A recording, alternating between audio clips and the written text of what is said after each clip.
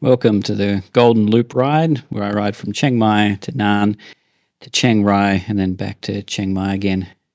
Be riding my Honda CRF250 Rally. Got a bit of a bag strapped on the back and got my camera mounted on my helmet most of the time. So day one was from Chiang Mai to Nan, and it's time to hit the road.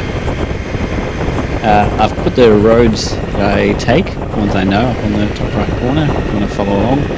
I've just come over through Mae Kampong village and road, and this is sort of an unnamed road heading off the back of the mountain into Lampang. It's got a few creek crossings, but it's really steep. That's what was my initial impression of coming down. A few little ups like here where we'll have to wind the 250 up a little bit to get going. But it was a beautiful lush green rainforest, some coffee plantations. I think there's still coffee on the left, and different things growing in the agricultural areas. But a lot of this concrete road, which is nice and grippy when it's dry and in the sun, but gets a lot of moss and sort of wet, damp corners. So I was just taking it pretty easy as I came down the mountain. I haven't done too many big rides around Thailand. I sort of did one out to Mae Sot and back, which was pretty interesting, taking sort of part of the Mae Song loop. But this was going to be a bit of an adventure. I didn't really know the path I was going to take. I'd planned a bit of a route on Google Map, but it was not roads I was familiar with, so I was just enjoying having a bit of an adventure, which was nice. But yeah, it's always hard to say, and everyone says this, but it's always hard to tell how steep it really is. But I'm sort of doing 30, maybe 40 kilometers an hour most of the time, just trying to alternate between the brakes and the engine sort of slowing me down a bit, especially on sort of these corners where you weren't sure whether it was going to be wet or not. But yeah, pretty easy going, and just sort of enjoying forest cover as I came down.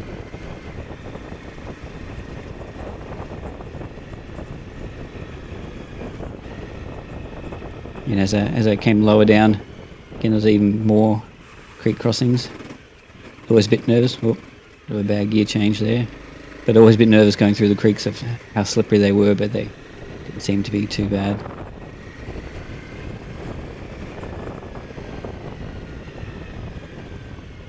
Yeah, it starts to open up a little bit more as further I came down. More farms, and start to come across some of the villages that were dotted along the way.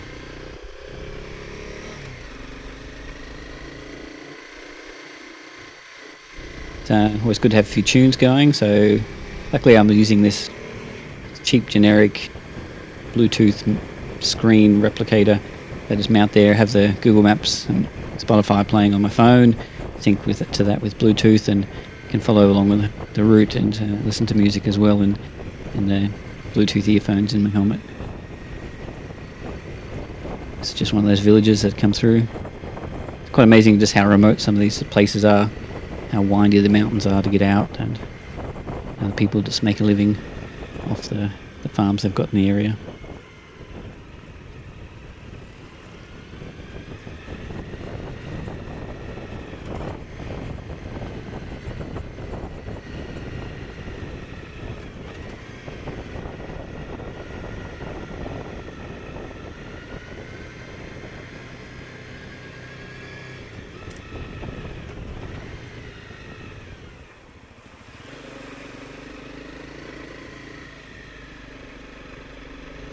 It's always good having the maps going, because there's a lot of lefts and rights and little roads that were hard to know which was the right way to go. But it's good having it up on the screen there. Just knew where to head. And sort of as I came down into the valley more, it was a bit harder. I sort of followed that road along until I came to the road that headed into the Chae Son National Park. By Nan. By Nan. Yeah. Mày về của Thái Lan. Okay. G'day. Okay, crap. So my tie's pretty bad, but basically I was just saying, go to Nan, I'm going to Nan. and can I go through? And he said something to me, I have no idea, but looks like it was good just to be able to ride through the national park. The fees must have been just for camping or if you're actually visiting inside the national park, so somewhere definitely to come back and have a look. Nice camping spots and nice little creek and river down there. Have to go back one day and take a closer look.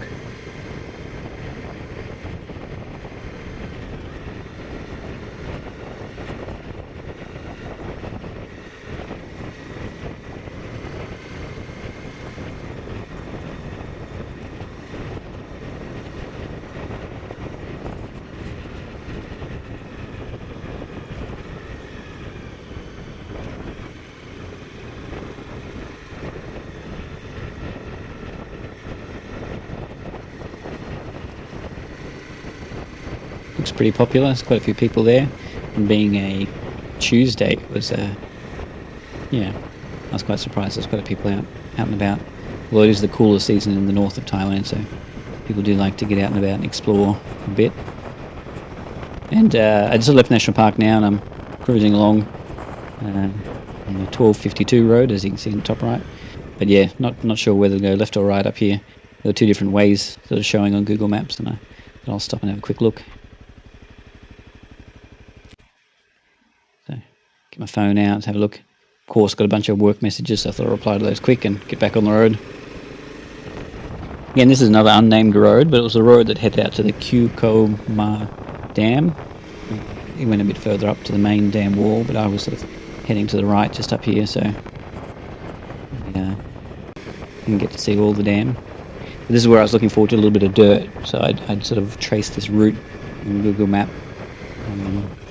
Again, an unnamed road, but from between the dam and the AH2 highway, so it's good, nice and smooth initially. It's good to get my feet back onto the dirt and get a bit used to it again.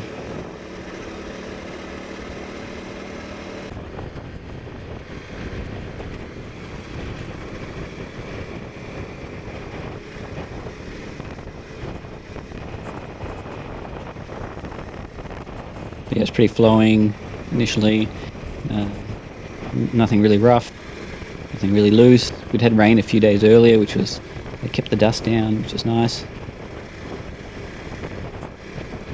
I could just sort of just sit down and cruise along for a good part of this road.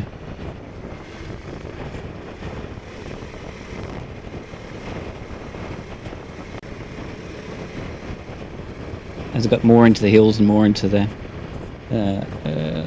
jungle, I guess you could sort of call it, it was a bit, still a bit damp in spots, a bit looser, so to be careful. Bit of a truck here that's seen better days, but obviously being of use to someone.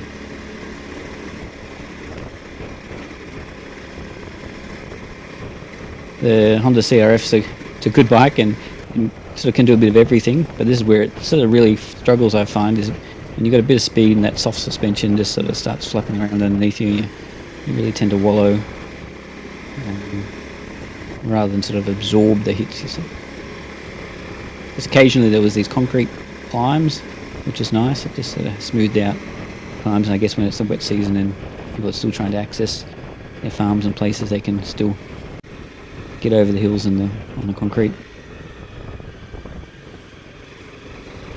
But yeah, this is where it started to get a little bit more damp, and that red clay gets a little bit slippery on the corners, so you just had to watch what you're doing.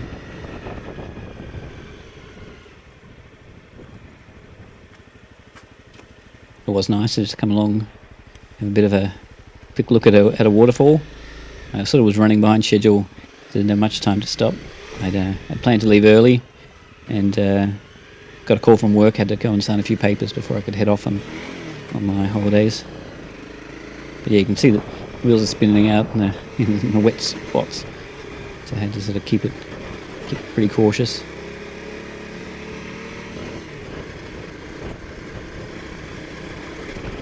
But yeah, definitely beautiful spots to be able to go and ride. It's really remote. No one, barely saw another car or another motorbike. I just sort of set my own pace, cruise along. not really worry too much about traffic, or conditions were pretty good, so having a good time.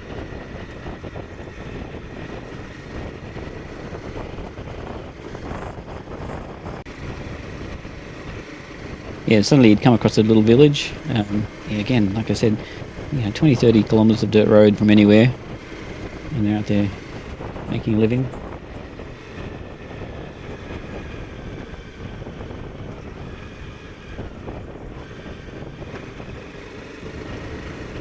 When you've sort of been through the villages, you come out here and you get to see the fields. These would have been rice paddies in the wet season.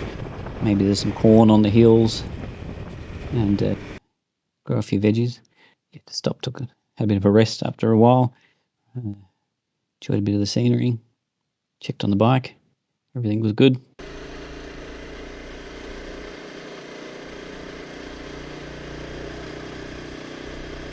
Yeah, heading over the next mountains after that village was pretty tricky. I'm not even sure which road I was on anymore. It sort of forked off into two and they looped back together, and I didn't really pay too much attention to which way I was going, but knew they would link back up to where I was headed, so didn't really worry. But this one got steep, and a lot of the red clay wet corners, and you can see just around this corner they put a lot of gravel down to sort of give a bit of traction, and that helped a lot in some spots. But yeah, it sort of washed away in quite a few corners and had a few hairy moments.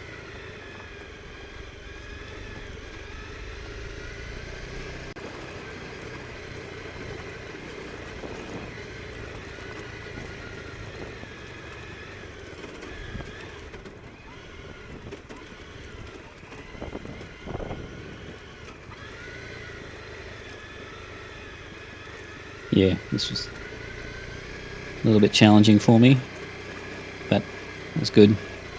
Kept it on two wheels and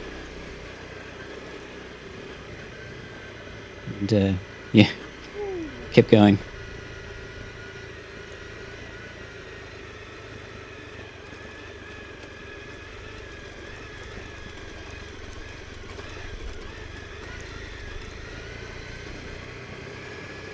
Yeah, the soft suspension does come in handy when it does get really rough, but it doesn't always give you full confidence. And the tyres I'm running are just the stock tyres. Yeah, and when you think you're a bit of a legend, there goes a guy on a 100cc Honda Wave with probably slick tyres, and shows you how the locals do it. But yeah, just running the IRC GP 21-22 combos that come with it, and they're sort of a on-road, off-road tyre, and so being a trip that was half, well, probably 70% tar and 30% dirt, they're actually a good choice overall, but not good at either, but able to do both reasonably well. Yeah, except in some of these wet, slippery ruts.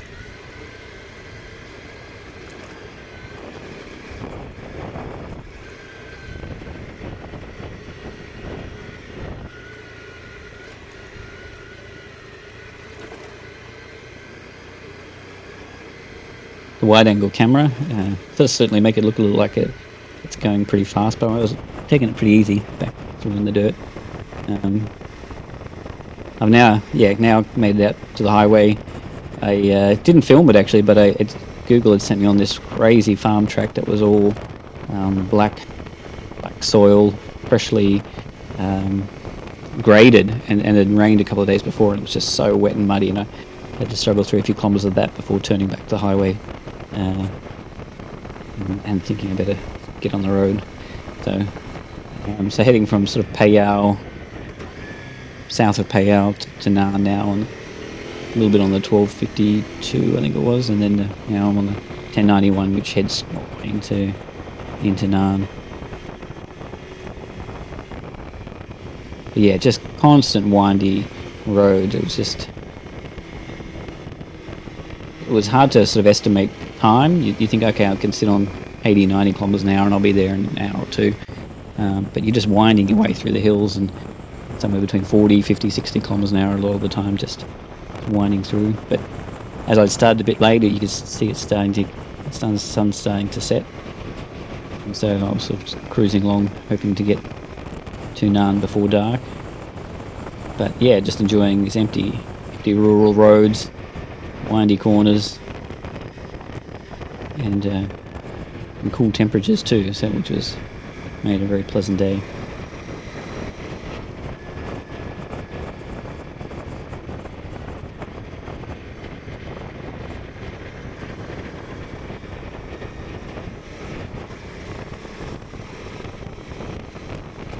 I think what surprised me a lot was I knew I was heading to Nan to go see the 1081 road, which is pretty famous for motorcycles. But yeah, just kept coming across these amazing lookouts and views and other rural roads which I hadn't expected to be as amazing. And I think that was sort of the highlight of the trip, of just turning down any road and it being world-class road surface, great corners, and just incredible scenery as well.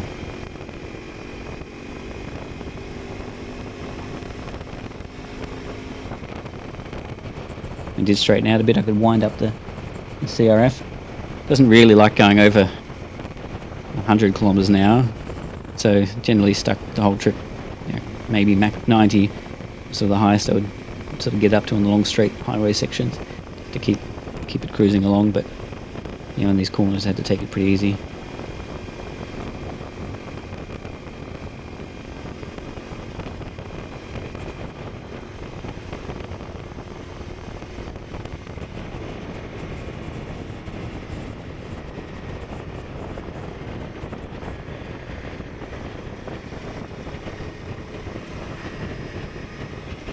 But yeah, just constantly weaving left and right, just enjoying these corners.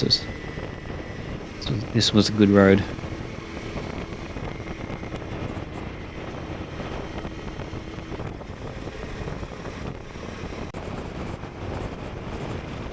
Yeah, and that was pretty much it. Sort of heading down the final windy mountain sections now. Nan just ahead of me, not too far. You can see it's getting dark, and I did make it just on dusk. Well, it's dusk there now, but just on dark. The headlight on by the end of it, but didn't have to ride much. But that was it for day one, and I hope you keep watching and stay tuned for day two, where I go from Nan to Chiang Rai up to 1081 and some other exciting roads.